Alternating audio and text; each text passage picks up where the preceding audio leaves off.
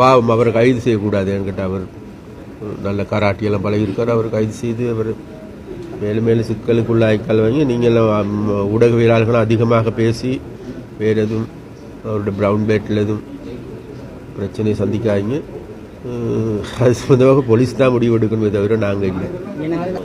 கையேற்று விவகாரம் கூடிய சீக்கிரத்தில் முடிவு கொண்டு வரக்கூடிய விடயம். நிச்சயமாக நாங்கள் பார்க்கின்றோம் இந்த பிரச்சனை இவ்வாறு புறையோடி செல்வதற்கு இடமளிக்க முடியாது. இது எதிர்காலத்தில் பாரிய விளைவுகளையும் ஏற்படுத்தக்கூடியவனாக இருக்கின்றது.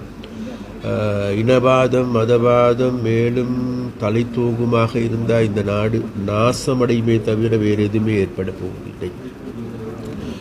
ஒரு புறத்தில் இனவாத அடிப்படையில் இவ்வாறான பிரச்சனைகள் உக்குரமடைகின்ற பொழுது மறுபுறம் அதன் கீழ் அதே பிரச்சனையை பயன்படுத்தி சூடேறுவதை எங்களால் காணக்கூடியதாக இருக்கின்றது. அதனால் இப்பொழுது மீண்டும் உறக்கத்தில் இருந்த இனவாத மதவாதிகள் மீண்டும் தலை தூக்கியிருப்பதை காணக்கூடியதாக இருக்கிறது.